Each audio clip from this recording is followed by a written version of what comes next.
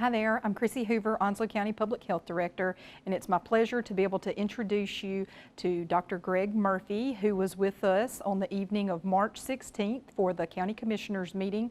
Dr. Murphy represents Onslow County in the U.S. House of Representatives in North Carolina's 3rd District. He is a physician, and he was able to speak with us both as our representative and as a physician, and to give us a little bit of an update on what we were looking at with the coronavirus disease and the spread in our state. We are in unprecedented times in this nation. We are facing an epidemic, a pandemic that the earth really has not experienced, at least the gravity of which, since in 1918 with the Spanish flu. This started in Wuhan, China, and now has progressed to pretty much essentially all over the world. And what we are doing here, what we're doing in the United States Capitol, as your congressman, I'm charged with looking out for the health and welfare of not only the people of Eastern North Carolina, but the nation. And I will tell you and give you assurance that over the last 2 and 3 weeks, your members of Congress, your administration has been working nonstop to try to deal with this crisis. Now, I can put my hat on, my doctor's hat on, and talk about the health of this issue, and then I can put my congressman hat on and talk about the welfare. The health of this issue is that we are experiencing now confronting a very infectious virus that we don't know a lot about. This is a novel virus. We've had these things called coronaviruses for years, but this is the first time this strain has actually come into humans and caused this type of epidemic. They attack the lungs, and this is where we're seeing most of the adverse effects and most of the disease and most of the deaths worldwide. What we are seeing now is in the population where other viruses have attacked other different populations, we are more at risk to having death and severe illness in our elderly. And those are the individuals where we need to work on protecting the most. I will tell you guys, this is serious. This is real.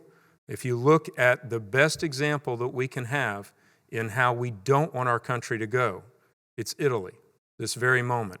And so what our efforts are on this country now is to stop a curve, and I've been talking about this for several weeks, is to not have a curve that spikes up very quickly. We have a curve that is flat, and we're able to push the epidemic and the number of cases out at a longer period and lessen severity. Why is that important?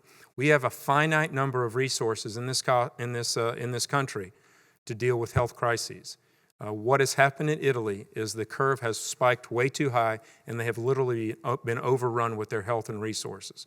And I cannot say this more emphatically enough, that we're a nation of individuals, but it takes individual responsibility because each of our actions can affect another individual.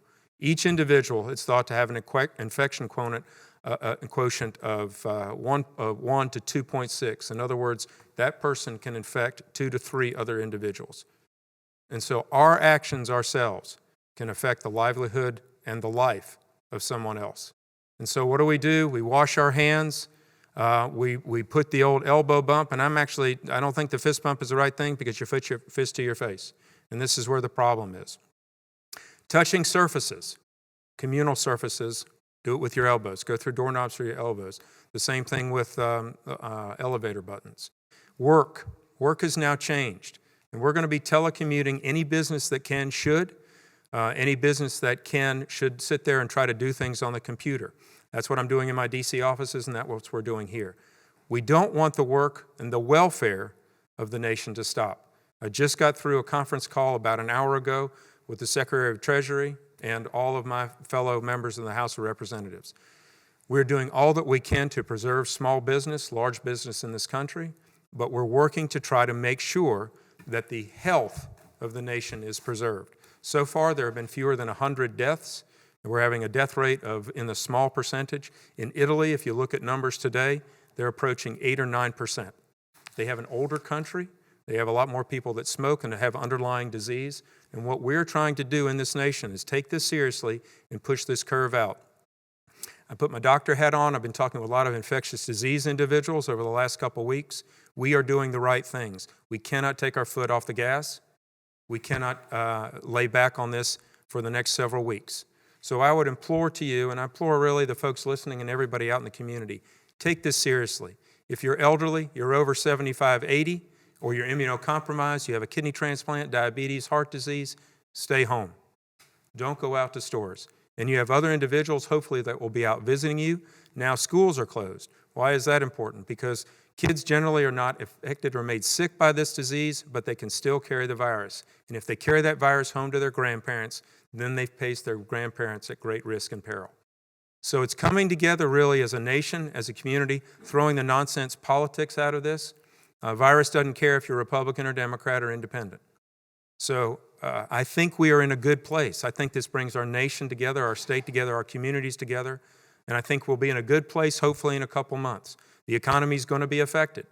There's no doubt about that. The federal government and hopefully the state government are coming in to help lessen that effect, and hopefully by the fall we'll be rapid and roaring again. So I thank you for the work that you're doing and taking this seriously, getting it out to your constituents, and happy to answer any questions if there are any. Thank you, Dr. Murphy. We are really in uncharted waters or territory right now. We having to make plans, and then things happen that we have to change. The goalposts change, so we have to revamp those plans, and we just have to move forward. So I want to really thank you for showing up tonight, taking a time out of your busy schedule and being here with us, not only as a U.S. Congressman, but as a doctor also. So if the board has any comments or questions, I'm sure they would entertain the idea of asking them, but I just want to thank you for being here. And the information is really valuable to us.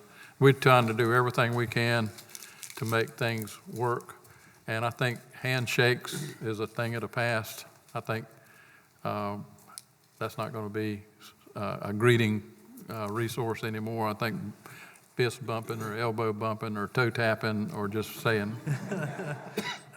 nodding your head would be a good symbol now. But it's hard. It's hard to break that habit. It's tremendously hard because you, as people that's in the business we're in, you shake thousands of hands a week, and it's got to be hard to not have a reaction to not do that. But anyway, you board members got any questions for Dr. Murphy? Thank you. Thank you, sir. Thank you, gentlemen. We're in unprecedented times, social spacing, no one ever knew that term before. I think we'll come back in a few months and be in a better place. Thank you, guys. Let's give Dr. Murphy a big hand.